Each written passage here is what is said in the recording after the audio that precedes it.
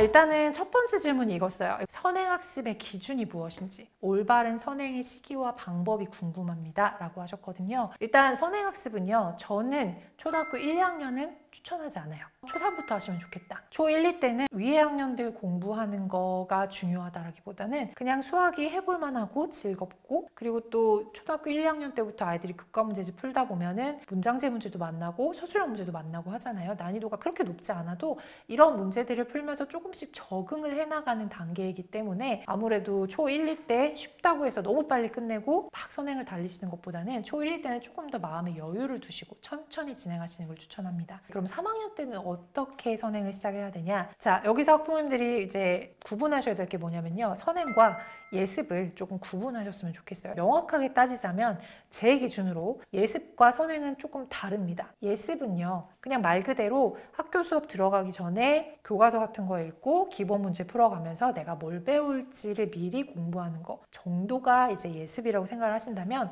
선행은 연습도 훨씬 돼야 되고, 그리고 아이가 선행을 한 후에 학교에서의 수업의 자세도 분명히 크게 차이가 납니다. 예습은 깊이 있게 하면 안 돼요. 예습 같은 경우에는 그냥 뭘 배우는구나 정도. 학교에서 그 수업 진도표 같은 거 나눠주시잖아요. 그러면 그거 보시고 나서 오늘은 학교에서 뭘 배우겠다, 이번 주에는 수학에서 무슨 개념을 배우겠다라는 걸 인지하셨다면 아이랑 그 단원의 그 내용들을 읽어보고 무슨 내용을 배우는지 교과서 한 번 정도 가볍게 읽고 문제 가볍게 풀어보고, 이 정도가 예습이에요. 이거는 학교에 가서 선생님 수업을 잘 들어야 제대로 내용을 이해할 수 있는 정도인 거죠. 근데 선행은 선생님의 수업을 듣지 않아도 내용을 이해할 수 있는 정도로 공부하는 게 선행입니다. 그러면 학교에서는 어떻게 해요? 학교 수업을 듣지 않아도 다 문제를 풀고 할 수 있을 정도로 공부하는 게 선행. 그게 아니라 학교 수업이 필요하게끔 간단하게만 짚고 넘어가는 게 예습, 이렇게 생각을 하시면 될 것 같고요. 그러면 선행은 초3 때부터 하는 게 좋다. 근데 예습이 충분히 잘 돼서 아이가 학교에서 수업도 잘 듣고 충분히 학교 수업 이상의 문제집들도 곧잘 푼다 라고 하면은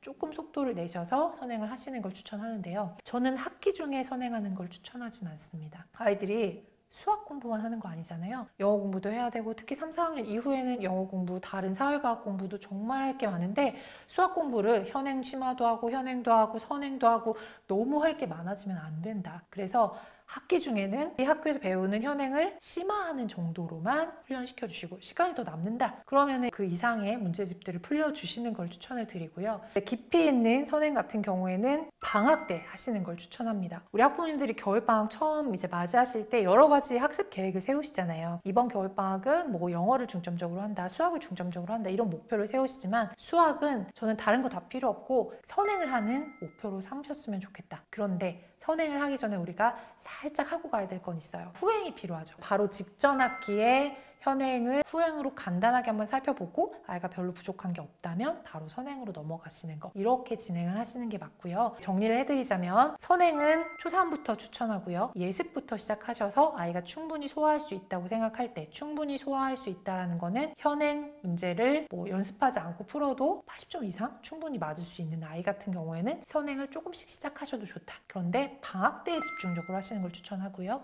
학기 중에는 현행 심화를 하시는 걸 추천한다. 이렇게 말씀 좀 드리고 싶고요. 저는 최대한 빨리 해도 1년을 넘지 않으셨으면 좋겠어요. 선행은 1년 정도가 맥시멈이다. 어떤 케이스들은 뭐 4년 선행을 했다, 초등학교 때 이미 고등학교 거까지 다 끝냈다. 이거는 특정하게 목적이 있는 아이는 그렇게 공부해야 되는 게 맞습니다. 근데 그게 아니라 일반고 가서 내신 잘 맞고 수시나 정시로 대학을 갈 예정이다 라는 생각을 하실 분들은 너무 빨리 하는 게 오히려 아이들한테 독이 된다. 빨리 하면 빨리 할수록 애들이 공부해야 되는 양이 기하급수적으로 늘어나요. 예를 들어서 1년 선행을 하면 1년 것만 우리가 반복적으로 해주면 쭉 이어갈 수 있는데, 2년 선행을 하면 2년 거를, 3년 선행을 하면 3년 거를 반복적으로 해줘야 돼요. 이 얘기는 우리 아이가 선행을 하는 학년이 학기가 늘어나면 늘어날수록 점점 더 해줘야 될 게 많다. 그래서 1년 거라도 확실하게 하는 게 좋다라고 말씀을 많이 드리고 있습니다. 선행학습과 복습의 비중 물어보셨는데 좀 전에 말씀을 드렸지만 중요도는 항상 현행, 후행, 선행이에요. 선행과 복습을 비교하신다면 당연히 복습이 훨씬 더 중요합니다. 복습이 되어야 선행을 할 수 있다는 거를 기억을 해주시면 좋을 것 같아요. 두 번째 질문은 초등 고학년도 엄마표 수학으로 지도할 수 있을까요? 라는 질문이셨거든요. 엄마표의 정의를 조금 정확하게 하실 필요가 있습니다. 만약에 엄마가 다 끼고 가르치는 게 엄마표라고 생각하신다면 고학년은 못하죠. 그런데 엄마가 코칭으로 아이를 이끌 수 있는 게 엄마표라고 생각을 하신다면 저는 초등 고학년도 충분히 엄마표를 하실 수 있다고 생각합니다. 아이들한테 직접 지도를 하시는 거는 초2, 조금 길게 하면 초3 때까지라고 말씀을 드리고 싶고, 그 이후는 아이가 모르는 거를 인강을 보든 답지를 보든 아니면 선생님한테 질문을 하든 스스로 답을 찾아가는 과정을 가르쳐야 된다고 생각을 해요. 그래서 제가 어디까지 어떻게 해줘야 될지 모르겠어요 라는 질문을 하신 분들한테 명확하게 말씀드릴게요. 초3 때까지는, 길게 잡아 초3 때까지는 지도하셔도 돼요. 엄마가 공부해서라도 하고 싶으면 하세요. 하지만 그 이후는 못합니다. 그리고 할 수 있어도 아이한테 절대 도움이 되지 않는다. 아이한테 공부를 스스로 할 수 있는 방법을 알려주시고 코칭을 하시는 게 맞습니다. 문제집 한 권만 사도 어려운 문제집은 인강 다 붙어 있고요. 그리고 요즘은 뭐 모르는 문제 설명해주는 앱도 있어요. 또 정 아이가 혼자 집에서 못할 것 같으면 학원들의 도움을 받으시는 것도 방법일 수 있습니다. 저는 엄마표라고 해서 무조건 엄마가 끼고 가르쳐야 된다는 생각을 조금 접어두시면 좋을 것 같다는 생각이 들어요. 자, 그 다음에 수학에 흥미가 생길 수 있는 방법 물어보셨는데, 이거는 제가 말씀드렸지만 초등학교 1, 2학년 때 이런 경험들을 많이 주시면 주실수록 좋다라는 생각을 합니다. 자, 아이들이 아무리 수학을 재미있어 했어도 초등 고학년으로 올라가면 내용이 점점 어려워지고 양도 많아지기 때문에 수학이 싫어져요. 그러면 좋아하는 아이는 어떻게 되는 거냐? 잘하면 좋아하겠죠? 잘하기 위해서는 어떤 게 필요하냐? 호기심을 갖고 그 호기심이 갖춰지는 게 중요하고, 우리 아이 난이도에 맞는 문제집을 골라서 주시는 게 굉장히 중요합니다. 잘한다는 거는 지금 내가 하고 있는 공부에서 성취가 좋은 게 잘하는 거예요. 아까 말씀드렸지만 무조건 좋다고 해서 어려운 문제집 갖다 주시면 나는 수학을 못해, 나는 하나는 맞는데 하나는 틀려, 이거보다는 나는 10문제 중에 2개를 틀렸지만 8개는 다 잘할 수 있어 라는 생각을 하는 아이들이 스스로 잘한다고 생각을 하고, 잘하는 아이는 수학이 즐겁고 재밌고 흥미를 가질 수 있습니다. 그리고 이제 흥미를 가질 수 있는 부분들은 초등학교 1, 2학년 때 가능하면 많이 노출을 시켜주시는 게 좋은데, 문제집들을 통해서도 있을 수 있고요. 수학 동화라던가 수학 교구라던가 여러 가지 보드게임이라던가 여러 가지를 통해서 아이들한테 수학이 생각보다 재미있고 할 수 있을 만하다라는 거를 알려주시는 과정이 굉장히 중요하다고 생각합니다. 자, 세 번째 질문. 서술형 문제를 싫어하고 시도하지도 않는 아이의 문해력이 떨어지는 걸까요? 서술형 문제 지도는 어떻게 해줘야 할까요? 라는 질문인데요. 자, 문장제와 서술형을 조금 구분해 보시면 좋을 것 같아요. 문장제 문제는 문장으로 되어 있는 문제고요. 서술형 문제는 서술로 답을 쓰는 문제죠. 보통 우리가 혼재해서 씁니다. 근데 목적은 달라요. 문장제 문제는 문제를 이해하는지 읽는 걸 물어보는 문제고요. 서술형은 답을 제대로 쓰는지 쓰기를 물어보는 문제입니다. 두 개는 분명히 다른 문제라서 우리 아이가 서술형 문제를 싫어한다. 질문에서는 문장제 문제를 싫어하는 것 같아요. 문장제 문제 같은 경우에는 첫 번째는 읽기 연습이 안 된 애들은 수학 문장제 문제가 싫어요. 이 아이들은 비단 수학 문제뿐만 아니라 국어 문제도 긴 거 싫고 무조건 3줄, 4줄 이상 되는 글은 다 읽기 싫어할 거예요. 이런 애들은 순전히 수학만의 문제가 아니다. 이거는 평소에 책 읽기를 많이 훈련시켜 주시는 게 좋을 것 같고, 그 다음에 그게 아닌데 싫어하는 아이는 수학의 어휘를 모르는 케이스들이에요. 예를 들어 엄마가 마트에 가서 뭐 몇 킬로에 얼마짜리 뭐를 사고 뭐를 샀는데, 이거를 몇 점 몇 킬로를 사고 몇 점 몇 킬로를 샀을 때 총 얼마가 되는지 계산해서 몇째짜리에서 반올림해라, 뭐 이런 문제가 예를 들어 나왔다고 한번 해볼게요. 그러면 이제 여기서 우리 아이들이 이제 알아야 되는 수학 어휘라는 게 뭐냐면 반올림, 몇째짜리에서 반올림, 이런 거는 수학적인 표현이거든요. 이거는 일상적으로 보통 사용하지 않는 용어들이죠. 이렇다는 얘기는 우리 아이가 수학 문제를 만났을 때 평소에 쓰는 단어들은 모르는 게 없어요. 근데 거기에 나오는 수학적인 표현들, 개념들을 잘 모르기 때문에 이제 수학 문장제 문제를 어렵게 생각하는 케이스들이 있고, 세 번째는 질의 겁을 먹는 케이스들이에요. 이게 뭐냐면 보통 문장제 문제는 생각보다 어렵지 않아요. 중학교, 고등학교 올라가면 아이들이 내신 시험에서 서술형과 논술형 문제들이 뒷부분에 나와요. 근데 여기에 나오는 문제들은 이제 단계별 문제들도 많이 나오거든요. 무슨 얘기냐면 문제는 긴데 가로 1 해가지고 1번 소문제, 가로 2에서 2번 소문제에서 전체적으로 10점짜리 문제, 이런 문제들이 나오잖아요. 이런 문제들은 단계만 잘 밟고 넘어가면 누구나 풀 수 있는 부분 점수를 주고 싶은 그런 생각보다는 쉬운 문제들이에요. 근데 아이들이 문제가 일단 길고 문제 하나에 여러 가지 문제가 막 섞여 있다 보니까 되게 어려울 거야 라고 생각하는 아이들이 많아요. 그리고 생각만이 아니라 실제 하필이면 그런 어려운 문제를 풀어서 난 그 문제 너무너무 싫었어 라는 기억이 남아있는 아이들 같은 경우에 문장제 문제를 만나기만 해도 경기를 일으키는 아이들이 되게 많죠. 우리가 뭐가 원인인지를 파악해야지 해결책도 찾을 수 있다는 말씀을 드리는 거예요. 일단 첫 번째로 긴 글 자체를 싫어하는 아이는 평소에 이제 책이라던가 긴 글이라던가 읽는 연습을 시켜주셔야 수학도 좋아질 수 있다고요. 두 번째, 우리 아이가 수학적 어휘를 몰라서 그런 문제를 잘 못 푼다라고 했을 때는 수학 개념 공부부터 시켜주셔야지 문장제만의 문제는 아니다. 세 번째, 과거에 어려운 문제를 경험해봤어서 일단 질에 겁을 먹는다라고 했을 때는 평소에 우리 아이가 푸는 문제집에서 생각보다 난이도가 높지 않은 문장제 문제들도 섞여 있어요. 그런 문제들을 아이들이 잘 푸는지를 조금 옆에서 지켜봐 주시고 폭풍 칭찬을 해주셔야 됩니다. 너 문장제인데 풀었는데? 이 문제 되게 어려운 것 같은데 풀었잖아. 이런 문제도 풀었는데 이 문제는 왜 못 풀어? 이것도 풀 수 있을걸? 이런 식으로 용기를 막 북돋아 주시면 아이들이 그래? 저것도 풀었는데 이것도 한번 해볼까? 라는 생각을 조금씩 할 수 있게 돼요. 자, 그래서 다시 돌아와서 서술형으로 풀어야 되는 케이스들이 있잖아요. 이거는 쓰기 연습이에요. 우리 아이들이 초등학교 3학년 이후부터는 쓰는 연습을 수학에서도 굉장히 많이 시켜주셔야 합니다. 주산 같은 거 도움이 되나요? 라고 질문해 주시는 분이 계셨더라고요. 주산의 포인트는 저는 암산이라고 생각합니다. 주산을 하는 이유, 정확도와 집중력과 암산 능력을 키우기 위해서. 이 얘기는 우리 아이들이 초등학교 1학년 때까지는 연산 문제를 만나도 그냥 암산으로 풀 수 있는 문제들이 많아요. 그런데 초3 이후에는 손으로 풀지 않으면 실수하기 쉬운 연산 문제들도 상당수 많이 등장하기 시작을 합니다. 그런데 쓰는 연습을 하지 않으면 초등학교 고학년, 중학생, 고등학생이 돼서도 쓰는 수학이 싫은 아이들이 많아요. 특히 잘하는 아이들일수록 나 암산으로 중학교 거까지 다 계산할 수 있는데 이런 아이들은 쓰질 않는다는 거죠. 쓰는 연습이 되지 않으면 중학교 이후에 문장제 문제, 서술형 문제, 그 다음에 논술형 문제 이런 문제를 답을 제대로 쓸 수가 없습니다. 서술형 연습을 하는 가장 쉬운 방법은 답지를 보시는 거예요. 제대로 쓰는 답안이라는 건 이 문제를 잘 모르는 사람도 그 답의 풀이 과정을 보고 이해할 수 있게 만드는 게 제대로 쓴 답안이거든요. 근데 대부분의 문제집들의 해설서는 그렇게 일목요연하게 정리가 되어 있습니다. 그래서 우리 아이가 서술형 풀이를 잘 할 줄 몰라요 라고 하는 경우에는 답지를 따라 쓰는 연습부터 시켜주시는 게 도움이 되고요. 문장제 문제랑 같이 엮어서 한번 말씀을 드려보자면 그냥 평소에 아이가 잘 푸는 연산 문제, 그냥 숫자로만 되어 있는 문제를 문장으로 만들어보는 연습 되게 큰 도움이 되거든요. 그래서 32 더하기 47을 상황으로 만들어서 아이가 문장제 문제를 만들어 보게 하시는 거예요. 그래서 나는 사과를 몇 개 갖고 있고 사탕을 몇 개 갖고 있는데 이걸 합치면 몇 개가 될까? 이렇게 간단하게만 만드는 연습이 되어도 아이들이 이게 이런 문제인데 앞뒤로 문장이 되어 있는 거구나 라고 파악하기 되게 쉬워지는 효과가 있습니다. 자, 4번 심화 문제 고난이도 문제 학습이 꼭 필요한가요? 필요하다면 언제부터 어떻게 학습하는 게 좋을까요? 라고 질문하셨는데요. 저는 심화 문제 필요하다고 생각합니다. 그런데 학부모님들이 흔히 생각하시는 심화 문제는 최상위 문제집입니다. 그런데 최상위 문제집이 저는 심화라고 생각하지 않아요. 무슨 얘기냐면 우리 아이가 교과서 수준밖에 못하는 아이면요. 그 아이한테는 응용 파워가 심화 문제집이에요. 우리 아이가 응용 파워를 충분히 소화하는 아이잖아요. 그럼 이 아이한테는 최상위 탑이 심화 문제집이에요. 그러니까 우리 아이 수준보다 한 단계 높은 수준의 문제집이 심화 문제집이라고 생각을 하시면 좋고요.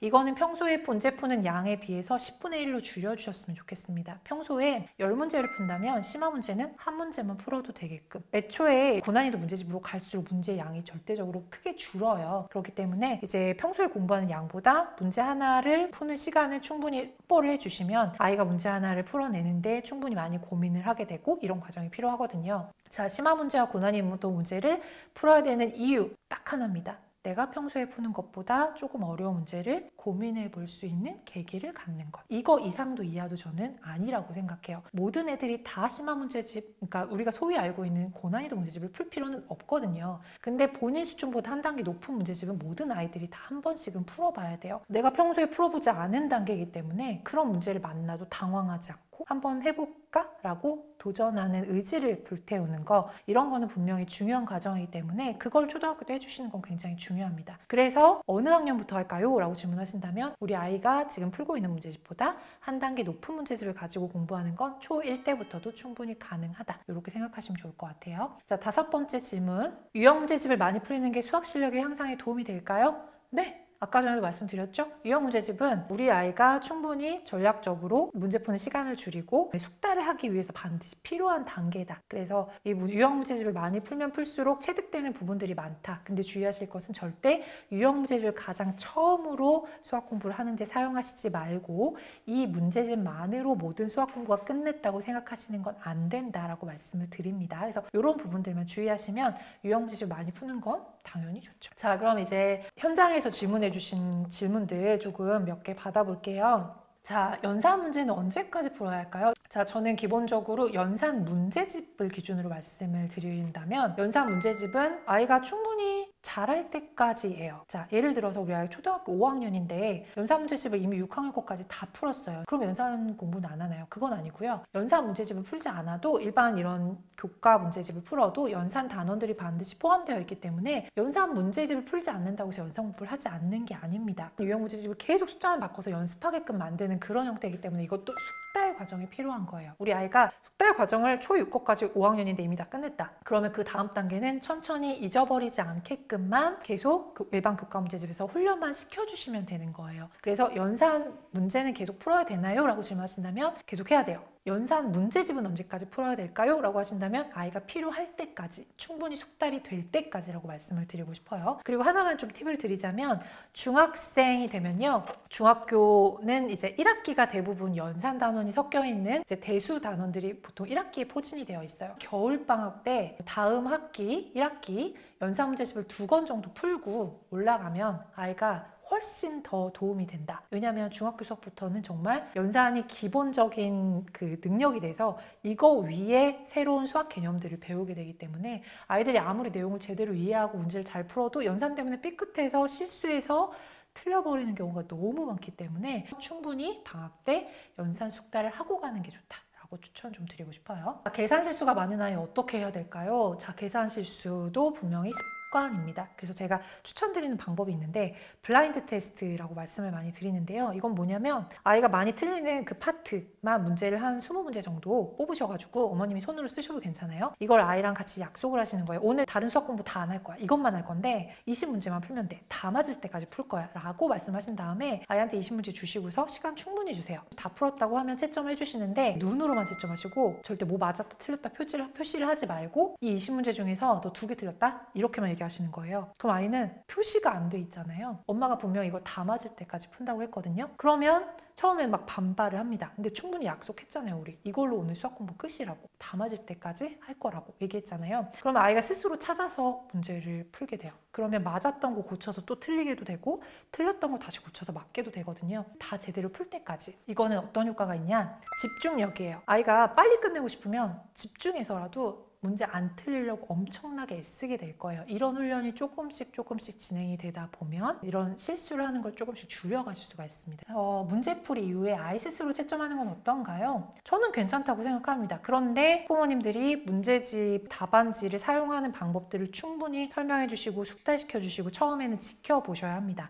아이들은요, 생각보다 자제력이 높지 않아요. 엄마가 지켜보지 않는다, 나를 믿는다고 생각하면 그냥 고쳐버리고 이렇게 하는 게 어쩔 수 없는 아이들 마음이에요. 그래서 이것까지 막 나무라지는 마시고 당연하다라고 생각을 하시고 그 대신에 처음에는 답안지 사용하는 방법들을 알려주시고요. 그 다음에 답안지 사용한다는 거는 채점뿐만 아니라 틀린 거에 답도 찾아보는 것까지 포함하는 겁니다. 처음에는 옆에서 어떻게 사용하는지 지도해 주시고 혼자서 채점하게끔 도와주시는 거, 이런 과정들이 분명히 필요하고 언제까지 다 채점해 줄 수는 없거든요. 그래서 천천히 초3 때부터는 아이가 스스로 채점하게끔 훈련시켜 주시는 게 좋다고 생각합니다. 수학 용어는 어떻게 가르쳐야 할까요? 자, 시중에는 정말 많은 수학 개념, 수학 사전 이런 것들이 나와요. 그래서 수학 사전 이제 구매하셔도 좋고 네이버 사전에서만 검색을 하셔도 수학 백과가 따로 있어요. 수학 개념, 수학 용어들만 모아놓은 파트들이 따로 있을 정도로 네이버 사전이 잘 되어 있기 때문에 거기서 찾아보시고서 아이들한테 단어 하나를 던져주시고 그때 그 사전들을 보시면서 아, 대답을 제대로 했구나 라고 이해를 하시면 좋을 것 같습니다. 자, 아이가 시험에서 심화 문제만 틀린다면 선행이 필요 없을까요? 저는 선행을 안 하는데 심화 때문에 고민하고 있거든요. 보통 심화랑 선행이 얽혀있는 경우들이 되게 많습니다. 무슨 얘기냐면 심화 문제에 있는 문제가 윗학년 선행 개념을 알고 있으면 저절로 풀리는 경우들이 있어요. 수학은 아까 전에도 말씀드렸지만 위계성이 있어서 아래 학년에도 분수를 배웠었어요. 근데 이 분수의 개념들이 학년으로 올라갈수록 조금씩 발전이 되는 형태인데 지금 심화에서는 지금 배운 수준으로밖에 생각을 못하고 풀기 때문에 그 문제가 심화가 되는 거지만 윗학년의 관점에서 봤을 때는 그 문제를 풀 수 있는 공식이라던가 이런 게 있기 때문에 그냥 풀리는 문제가 될 수도 있는 거죠. 그래서 이제 보통은 심화랑 선행을 병행하시는 케이스들이 많은데 저는 가능하면은 제 학년의 심화는 그 학년의 사고대로 풀어야 한다고 생각하는 주의예요. 왜냐면 얼토당토 않게 윗학년 걸 공부해야만 풀 수 있는 심화를 푼다는 거는 되게 의미가 없다. 지금 학년 거를 지금 학년 수준에서 사고를 해서 풀어야 그 문제가 진짜 심화로서 의미가 있다고 생각을 하거든요. 그래서 학부모님이 지금 심화에 중점을 두시고 선행을 안 하고 계시다면 저는 잘하고 계시다고 생각을 하고요. 사고력과 교과의 비중은 어떠해야 할까요? 자, 저는 가능하면은 사고력과 교과의 비중에서 교과의 비중이 커지는 학년이 초3이라고 생각합니다. 1학년 때는 아까 전 말씀드렸지만 선행을 할 때도 아니고 심화를 엄청나게 할 때도 아니기 때문에 아이들이 가능하면은 조금 재밌는 수학, 퀴즈나 퍼즐 같은 형태로 이루어진 사고력 수학을 1, 2학년 때 미취학 때는 하면 좋다고 생각해요. 그런데 초3이 되면 그때부터는 교과 수학이 난이도도 올라가고 되게 중요해지는 타이밍이기 때문에 이때 처음으로 사고력을 시작하신다 저는 반대하고 싶고요. 그리고 그때 사고력의 비중을 늘려가신다도 조금 위험하다고 생각해요. 왜냐하면 교과가 훨씬 더 중요하고 교과에 해야 될 게 훨씬 더 많기 때문에 그때부터는 이 사고력을 해왔던 걸 교과 심화로 대체하셔도 충분하다고 생각합니다. 그래서 그렇게 한번 판단해 보시면 좋을 것 같아요.